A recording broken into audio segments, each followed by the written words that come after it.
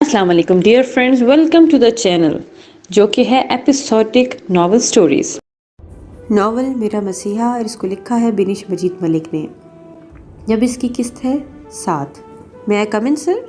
वो file check करने में महव था जब अरहम, जो कि इसका बहुत ज़हीन और ईमानदार वर्कर था, उसने डोर नॉक करके अंदर आने की इजाज़त चाही।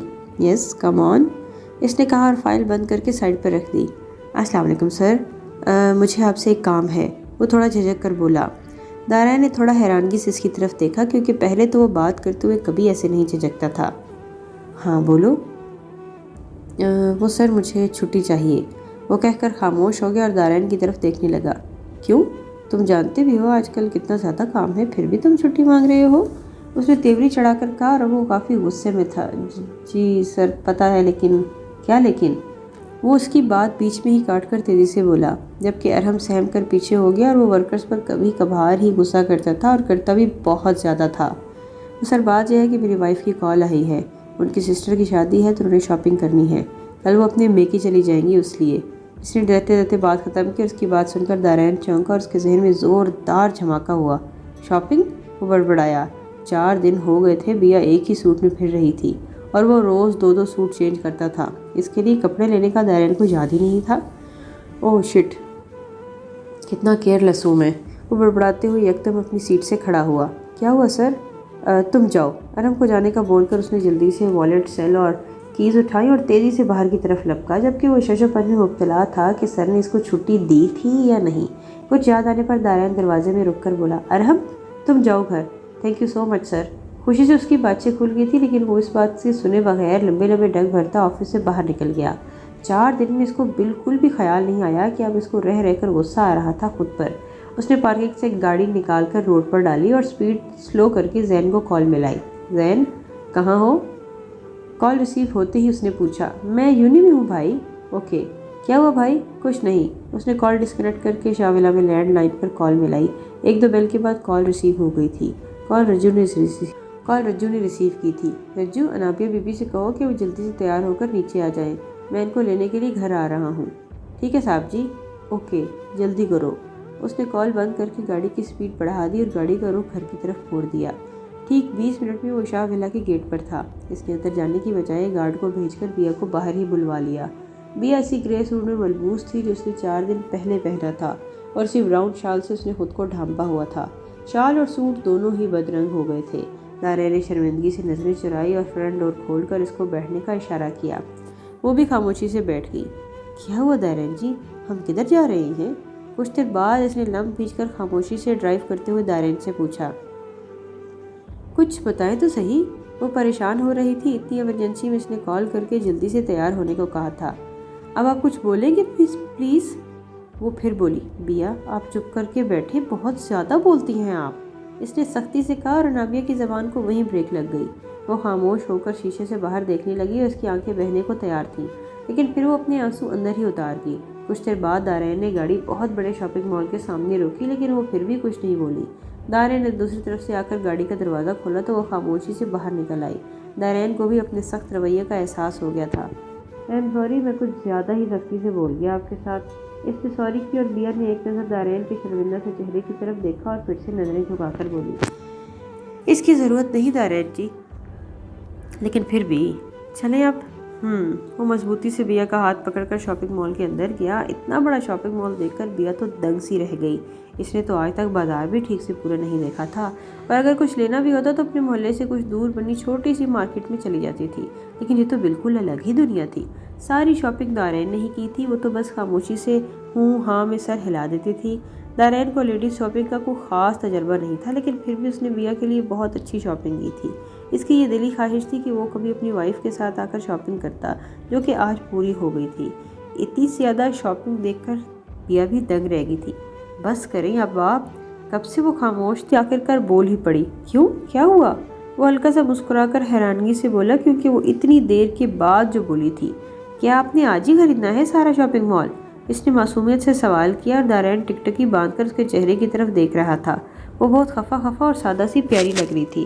वो मैं ये कह रहा था कि इसको अपनी तरफ गौर से देखते पाकर वो गड़बड़ा गई और वो लफ्ज़, इसके अल्फाज जो सारे टूट फूट कर निकले थे। अच्छा ठीक है, अब हम बस कर देते हैं, बाकी शॉपिंग फिर कभी सही। इसको घबराए हुए देखकर दारायन ने जल्दी से अपनी नज़रों का जाविया बदल कर कहा, जी मैं भी बहुत थक गई हूँ, अब घर चलते हैं हम प्लीज़। बिया ने कहा और वो वाकई थक चुकी थी, लेकिन मैं तो सोच रहा था आप कुछ खा लें, वैसे भी आज पहली बार अपनी बीवी के साथ शॉपिंग पर आया हूँ, क्यों ना डेट भी हो जाए।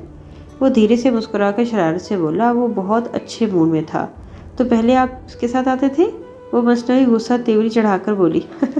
अरे वाह, बीवियों वाला एटीट्यूड। बड़ी जोर से कहका लगाकर हंस पड़ा। इधर उधर से गुजरने वाले लोगों ने बड़े ताज्जुब से उनकी तरफ देखा, लेकिन वो तो जैसे अपनी ही दुनिया में मस्त खड़े थे। नारायण जी प्लीज़ चलें, यहाँ सब हमें देख रहे हैं। वो बहुत शर्मिंदा हो गई थी और फिर उसका बाजू से पकड़कर बाहर की तरफ मुड़ी। शॉपिंग बैग्स शॉपकीपर ने उठाए हुए थे। तकरीबन 8 बजे का वक्त था जब वो लोग घर वापस आए। सिर्फ जैन ही घर था, बाकी सब अपने अपने फंक्शन और पार्टीज अटेंड करने गए थे। वो जैन के पास ही रुक गया, जबकि भैया चेंज करके अपने कमरे में चली गई थी। कुछ देर बाद वो चेंज करके आई तो दारायन उसको देखकर दंग रह गया था। उसके खरीदे हुए सूट में वो बहुत ही खूबसूरत लग रही थी। फिर इन तीनों ने मिलकर खाना खाया और अपने अपने कमरों में चले गए। आज पहली बार दारायन अंदर और बाहर दोनों तरफ से रिलैक्स था। इसको एक अनजानी सी खुशी मिली थी और वो आज खुद को एक मुकम्मल इंसान महसूस कर रहा था। शाहविला में इसकी और मुलाजमों के सिवा कोई भी नहीं था। शाहाना और रूहाना बेगम किसी काम से चली गई थी, हैदर शाह और दारायन ऑफिस, जबकि जैन जूनी चला गया था। इसने भी पहले अपनी निगरानी में पूरे घर की सफाई करवाई और फिर लॉन में माली बाबा से पौधों की काट छांट करवाकर इनको पानी दिलवाया। सब कामों से फारिग होने के बाद वो अपने कमरे में आ गई। कमरे को सेट करने के बाद उसने अपनी और दारायन की मुश्तरका वार्डरोब खोली। पिछले 2 माह से वो यहाँ थी और इन 2 माह में जितनी भी शॉपिंग उसके लिए हुई थी वो सब दारायन ने ही की थी। कल भी वो इसके लिए कुछ लेकर आया था जिसे उसने खोलकर भी नहीं देखा था। अब उसकी नज़र कल वाले बैग पर पड़ी। वो उसे उठाकर बेड पर ले आई और उसे खोलकर देखा। उसकी आंखें हैरत से फैल गई, क्योंकि इसमें रेड एंड स्किन कलर की बहुत ही देदा जेब खूबसूरत सूट था। ये सूट दारायन की पसंद था। वो देखकर मुस्कुराई और फिर वही सूट उठाकर फ्रेश होने के लिए वॉशरूम में घुस गई। कुछ देर बाद फ्रेश होकर बाहर आई और आईने के सामने खड़ी होकर अपने लंबे और घने बालों को सुलझाने लग गई। तब एक झटके से दरवाज़ा खुला और दारायन अपने ही ध्यान में चलता हुआ कमरे में दाखिल हुआ, लेकिन फिर इसे रेड सूट में मलबूस आईने के सामने खड़े बाल बनाकर देखकर वहीं दरवाजे में ही थमसा गया और फिर बड़ी फुर्सत से इसको तकते लगा था। इतने दिनों में आज पहली बार वो इसको ऐसे नंगे सर बगैर दुपट्टे के देख रहा था।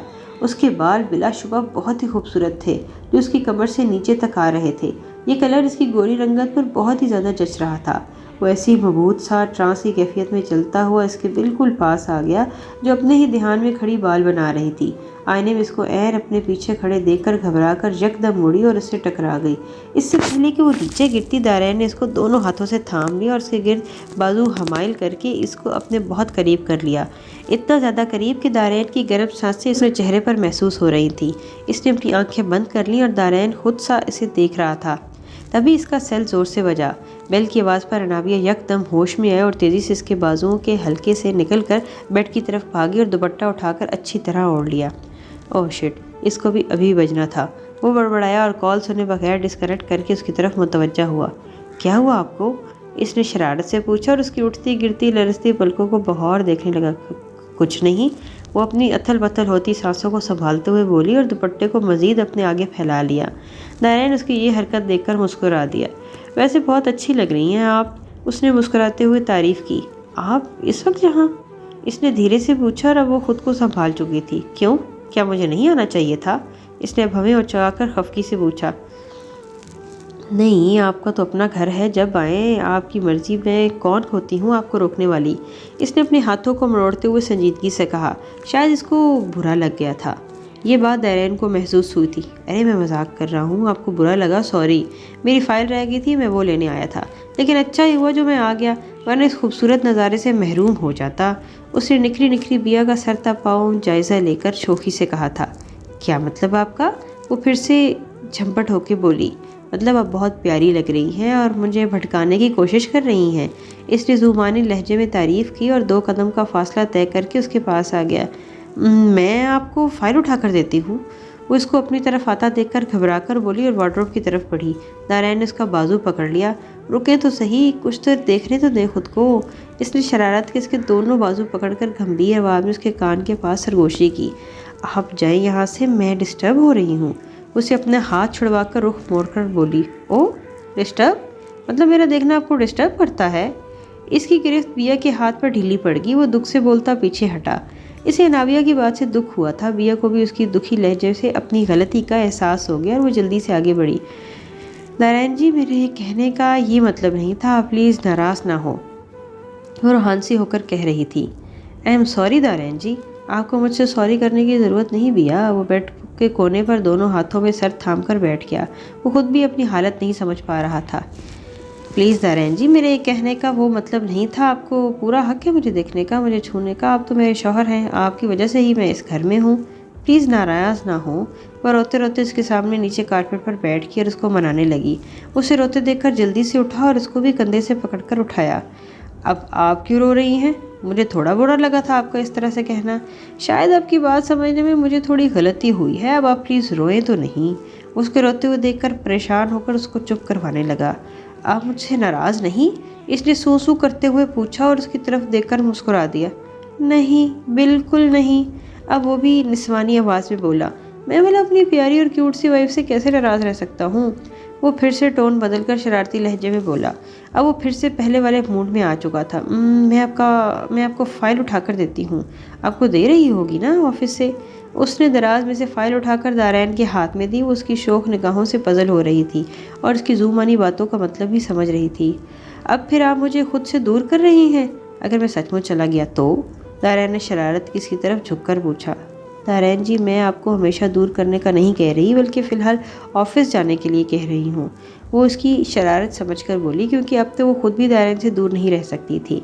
इन 2 माह में वो उसकी बहुत ज़्यादा आदी और दीवानी सी हो गई थी, लेकिन अभी इसके सामने इजहार करने से डरती थी, ये सोचकर कहीं वो उसे खो न दे, क्योंकि इसे भरी दुनिया में एक वही तो था जो उसका मुहाफिज और मसीहा था, जिसने हर मोड़ पर इसका साथ दिया था और सबके सामने डट गया।